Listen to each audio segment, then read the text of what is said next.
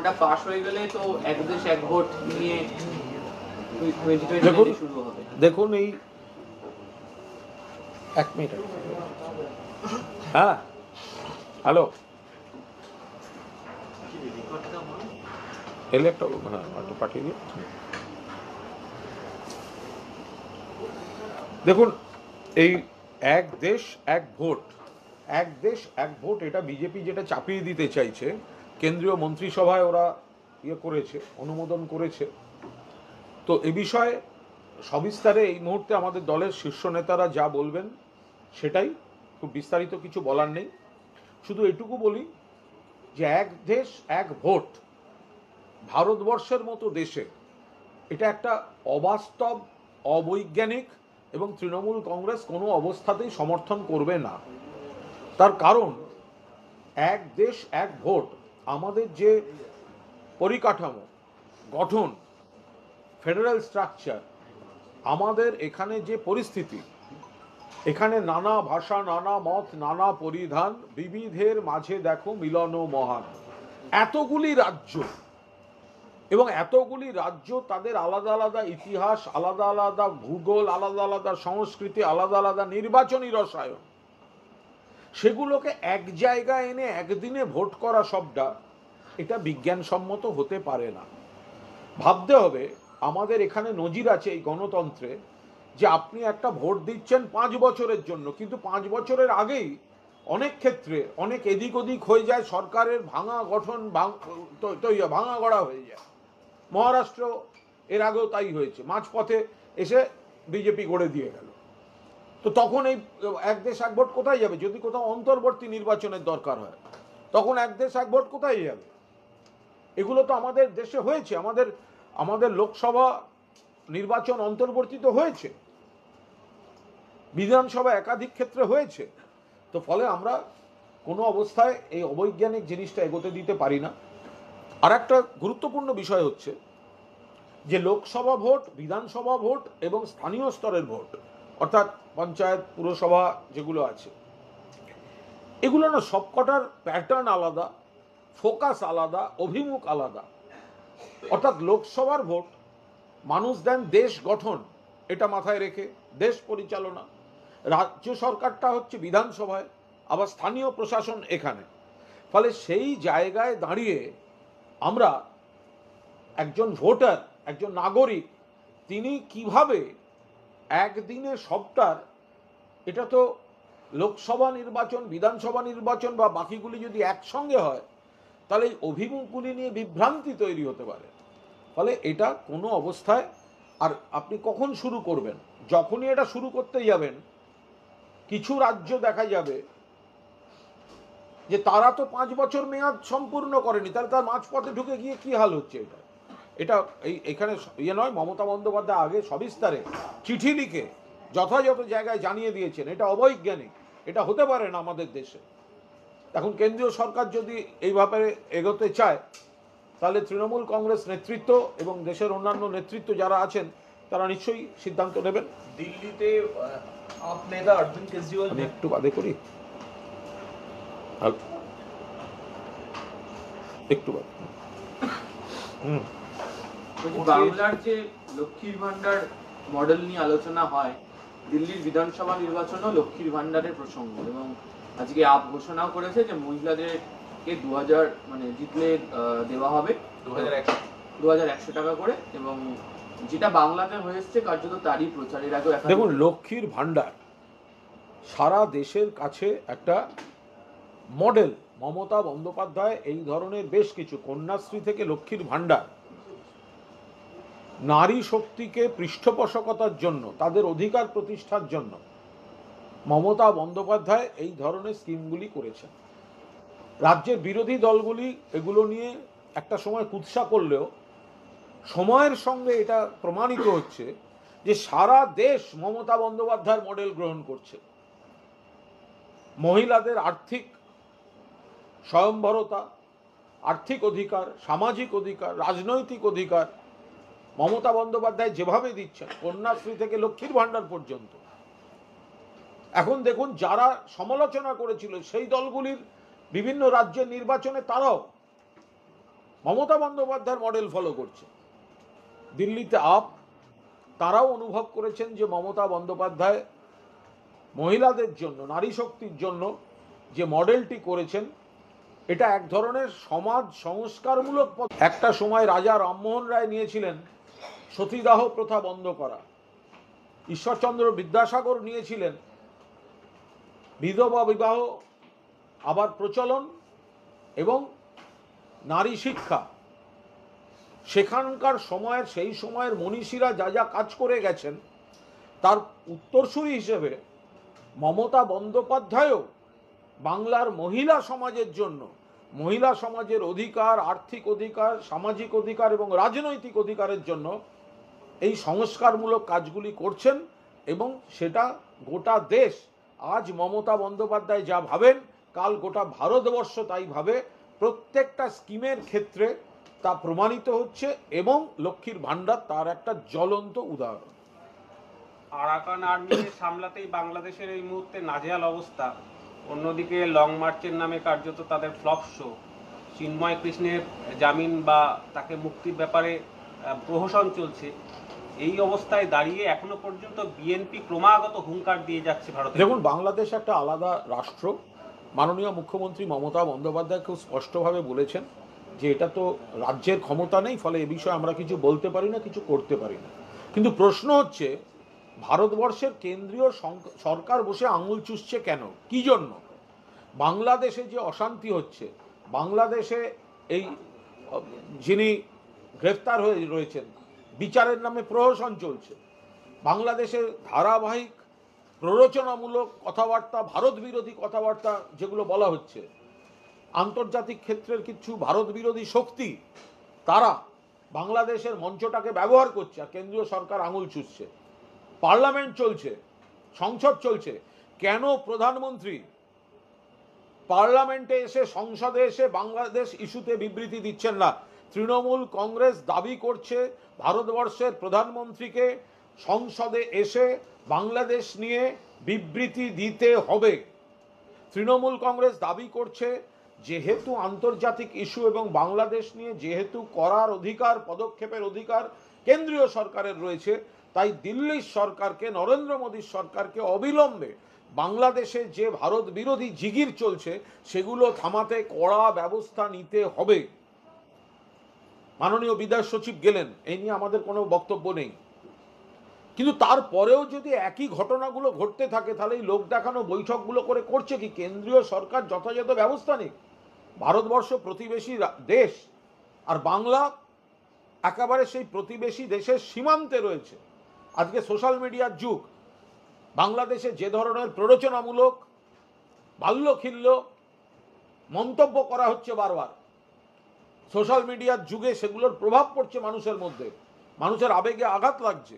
এগুলো তো কেন্দ্রীয় সরকারকে থামাতে হবে। বাংলাদেশ সরকারের সঙ্গে কথা বলুন, প্রধানমন্ত্রী স্টেটমেন্ট দিন পার্লামেন্টে, তারা কি ভাবছেন, কি করছেন, কি পদক্ষেপ নিচ্ছেন বাংলাদেশের এই ধরনের প্ররোচনামূলক কাজকর্ম থামাতে।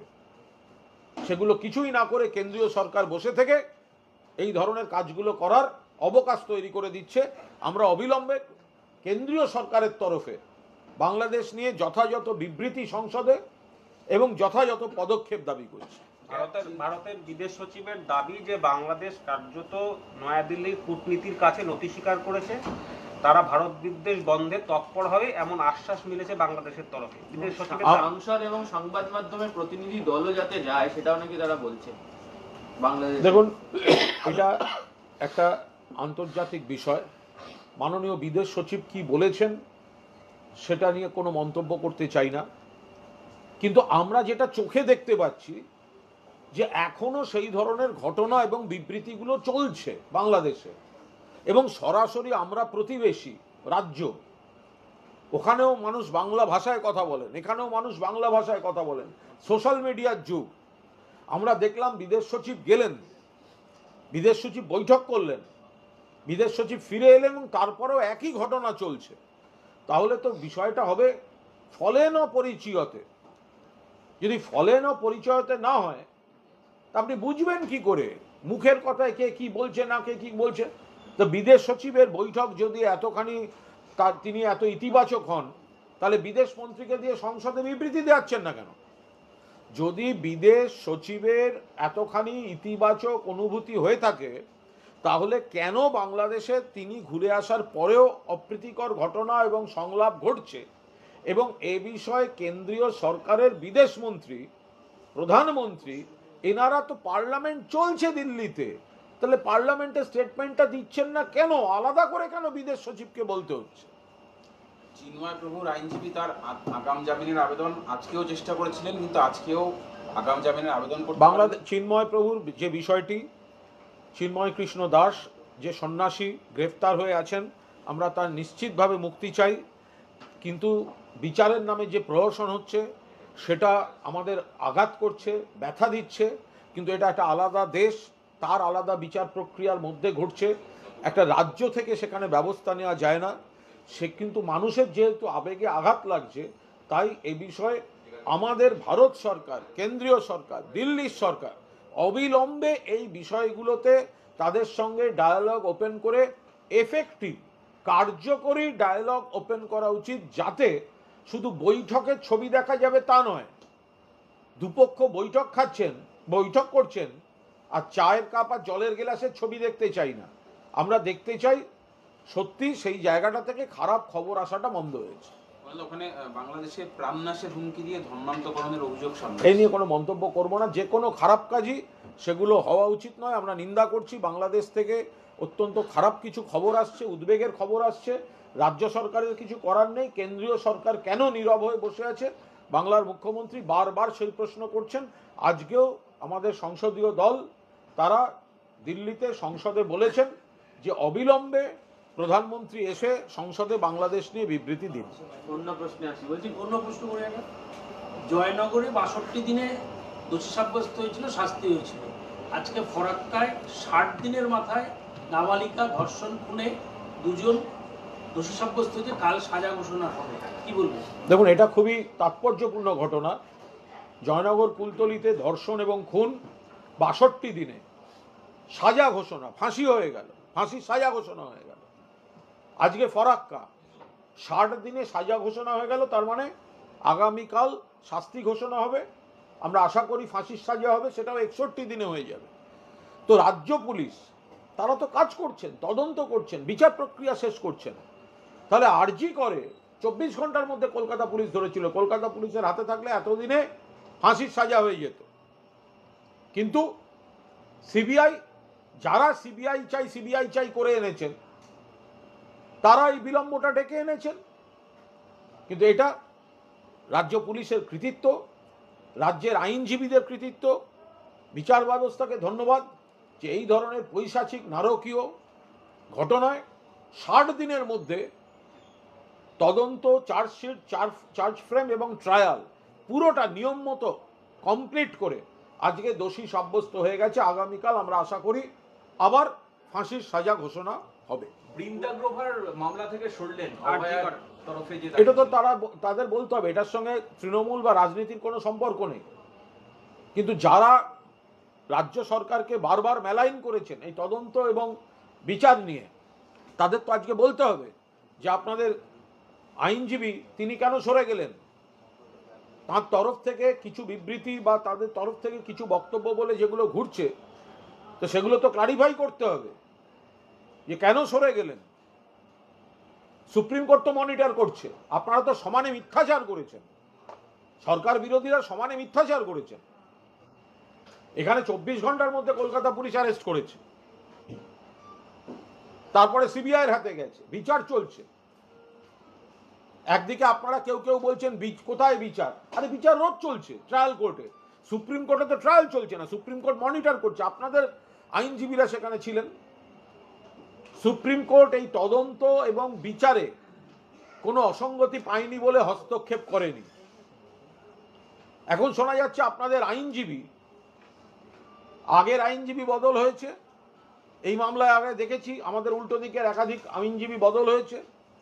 আবার আইনজীবী তিনি নিজেই মামলা লড়তে চান না। তো কেন লড়তে চান না, এই কারণগুলো তো সকলের সামনে এনে দেওয়া উচিত। নিম্ন আদালতে দেখতে পাওয়া যাচ্ছে যে 3 জন আইনজীবী তার লড়বেন এই আরজিকর মামলার ক্ষেত্রে? কাদের হয়ে? অভয়ের পরিবার। মানে বৃন্দাগোপালের পুরো টিমটা চেঞ্জ হয়ে যাওয়াতে সুপ্রিম কোর্ট এবং লোয়ার কোর্টে পুরো টিম চেঞ্জ হয়ে যাবে। সেটা তাদের ব্যাপার, তাদের সম্পূর্ণভাবে তাদের ব্যাপার, সম্পূর্ণভাবে তাদের ব্যাপার। কেন বৃন্দা গ্রোভার লড়বেন না এটা নিয়ে মানুষের কৌতূহল আছে। আমাদের দিক থেকে স্বচ্ছতার কোনো অভাব নেই, সরকারের দিক থেকে অভাব নেই, পুলিশের দিক থেকেও অভাব নেই। কিছু মিথ্যা তথ্য, মিথ্যা খবর, মিথ্যা ব্যাখ্যা দিয়ে মানুষকে বিভ্রান্ত করা হয়েছিল। মানুষ আস্তে আস্তে বুঝতে পারছেন। বৃন্দা গ্রোভার কেন সরে গেলেন সেটাও খোলসা করে বলুন আপনারা। কোনো আইনজীবী সরে যেতে পারেন, কিন্তু যে সেন্সিটিভ মামলা নিয়ে এতখানি স্টেট গভর্নমেন্টকে মেলাইন করা হয়েছে, তাহলে আইনজীবী কেন সরে যেতে হচ্ছে সেটাও তো আপনারা বলুন। কুণালদা, একদিকে বিরাটভাবে আর্থিক বঞ্চনা রয়েছে, তার মধ্যে ডিসেম্বরের 15 পর থেকে আবাস যোজনার জন্য টাকা দেওয়া শুরু হয়ে যাবে এবং আগের যে ট্যাপ কেলেঙ্কারি সাইবার স্ক্যাম হয়েছিল সেটা রুখতেও সতর্ক থাকছে রাজ্য আরে সরকার। ট্যাব কেলেঙ্কারি 46 লক্ষ না 56 লক্ষ ছাত্র ছাত্রীর কাছে টাকা গেছে, তার মধ্যে সাইবার ক্রাইমে 1900। কোথায় 46 লাখ আর কোথায় 1900? সাইবার ক্রাইম একটা অদ্ভুত অপরাধ এই যেখানে তৈরি হয়েছে, কারণ এটা সাইবার যুগ। সরকার সতর্ক আছে, যে 1900 চলে গেছিল তাদের টাকা দিয়ে দেওয়া হয়েছে, বহু অ্যাকাউন্ট ফ্রিজ হয়েছে, অনেকে অ্যারেস্ট হয়েছে, পরের বার হবে না। তা আবাসেও সেই সতর্ক থাকছে, এটা তো সাইবার যুগ। যিনি যার প্রাপ্য তিনি তো পাবেন, সবাই জানে তার অ্যাকাউন্টে ঢুকবে। এবার কিছু সাইবার ক্রাইমের লোকেরা মাঝপথে হ্যাকিং ইত্যাদি নানা জিনিস করার চেষ্টা করে, সেটা এদিককার প্রযুক্তিবিদরাও বিশেষজ্ঞরাও ব্যবস্থা রাখছেন যাতে এগুলো না হয়। আর যেভাবে কেন্দ্রীয় বঞ্চনা, সেখান থেকেও মমতা বন্দ্যোপাধ্যায় রাজ্য কেন্দ্রের সরকারের উচিত তরফে- ছিল টাকা দেয়া, কেন্দ্রের কাজ ছিল আবাসের টাকা দেয়া, দেয়নি, বাংলাকে বঞ্চিত করে, প্রতিহিংসা। তার বদলে মমতা বন্দ্যোপাধ্যায় বাংলার বাড়ি স্কিমে 100% স্টেট ফান্ডেড মানুষকে, 11 লক্ষের বেশি মানুষকে এখন টাকা দিচ্ছেন, বাড়ি হবে। মানুষকে বঞ্চিত করছেন না মমতা বন্দ্যোপাধ্যায়। করণীয় ছিল সেন্ট্রাল গভর্নমেন্টের, তারা করেনি। টোটাল বঞ্চনা, তার মধ্যে থেকেও গরিব মানুষের জন্য মমতা বন্দ্যোপাধ্যায় কাজ করছেন। বাংলার বাড়ি স্কিমে টোটাল রাজ্যের টাকা থেকে বাড়ি করে দেবেন। আর বিজেপি তারা মানুষ থেকে, বাংলার শত্রু, মানুষকে টাকা পেতে দেন না, বাড়ি পেতে দেন না, 100 দিনের কাজের বেতন পেতে দেন না, তারা আসছে বড় বড় কথা বলতে। সুপ্রিম কোর্টে এসএসসির এই চাকরি বাতিলের শুনানি পিছিয়েই যাচ্ছে, মানে এটা নিয়ে কোনো মন্তব্য করবো না, এটা যেহেতু সর্বোচ্চ আদালতে চলছে, তা আইনি বিষয়। ফলে কি হয়েছে ওখানে, কেন ডেট দিলেন, ফলে এগুলো তো একটা আইনি প্রক্রিয়ার মধ্যে পড়ে, এখানে দলের বা রাজনৈতিক কোনো মন্তব্য নেই। বললাম সন্দীপ ঘোষ এবং টালা থানার বিরুদ্ধে একটা অভিযোগ যে মাস কয়েক আগে বিহারের একজন চিকিৎসককে আটকে রাখা এবং তাকে জেল খাটানোর একটা অভিযোগ, তার তথ্য লুকিয়ে রাখা। যার অভিযোগ তিনি করুন, আর যাদের বিরুদ্ধে অভিযোগ তারা বা তাদের আইনজীবীরা উত্তর দেবেন, সেখানে আমরা কি করব? এটা আমার একটা প্রশ্ন আছে, বলছি স্কুল সার্ভিস কমিশনের এই যে 26,000-এর চাকরি বাতিল, এই মামলা আগামী বৃহস্পতিবার হবে চূড়ান্ত শুনানি। এটা কি এসএসসি যোগ্য অযোগ্য চিহ্নিত করতে পারবে? শুনানি হবে, শেষ এ সমাধান নিয়ে হবে? আমাদের রাজনৈতিক কোনো মন্তব্য নেই, যেটা সর্বোচ্চ আদালতে চলছে, সংশ্লিষ্ট বিভাগ, দফতর, সংস্থা তারা এটা বলতে পারবেন। এবং এটা যেহেতু সর্বোচ্চ আদালতে চলছে, এটা একটা বিচারাধীন প্রক্রিয়া, ফলে এর মধ্যে দাঁড়িয়ে কোনো রাজনৈতিক মন্তব্য করব না। কিন্তু এই নিয়োগটা হবে কবে, মানে এটাই প্রশ্ন। সেটা তো 8-7 দিন, তাহলে যখন পরবর্তী ডেট রয়েছে সে ডেটটার জন্য একটু ওয়েট করুন, তাতে দেখা যাবে। আর একটা হচ্ছে যে হুমায়ুন কবির বলছেন মুর্শিদাবাদে মসজিদ এই কৃষ্ণ আসতে, হুমায়ুন কবির বলছেন মুর্শিদাবাদে মসজিদ বানাবেন, একটা হিন্দু সংগঠন কালকে বলেছে রাম মন্দির বানাবে, আজকে বিজেপির জেলা সভাপতি বলছেন যে ওখানে মুর্শিদাবাদে রাম মন্দির তৈরি হবে। মানে কি হচ্ছেটা কি? কিছুই হয়নি। যদি কারোর ব্যক্তিগত জমিতে কেউ বলেন মন্দির তৈরি করব, করতেই পারেন। যদি কেউ বলেন আমি মসজিদ তৈরি করব, করতেই পারেন। যদি কেউ বলেন গির্জা তৈরি করব, করতে পারেন। যদি কেউ বলেন গুরুদুয়ারা তৈরি করব, করতেই পারেন। এ কি হয়নি নাকি কখনো?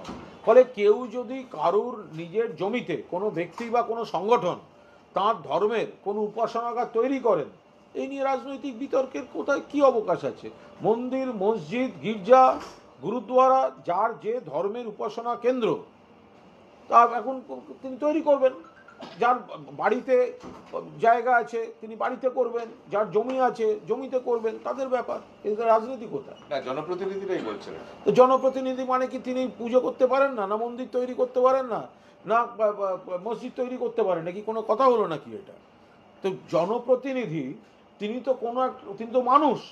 তিনি যদি কোনো ধর্মের পূজারী হন, কোনো ধর্মের উপাসক হন, এবং সেখানে যদি তার মনে হয় যে আমার একটা জমি আছে, আমি একটা মন্দির তৈরি করব, কারোর মনে হলো আমি একটি মসজিদ তৈরি করব, এটা এলাকার মানুষেরও ভালো লাগবে, সুবিধা হবে, ওরও ভালো লাগবে, সুবিধা হবে।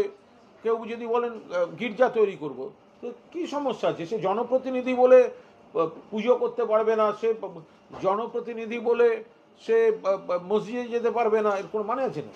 বলছি, বিজেপি 1 মাসে 1 কোটি সদস্য সংগ্রহ অভিযানে নেমেছিল। 27শে অক্টোবর মানে দেখা যাচ্ছে 25% ছুঁতে পারেনি।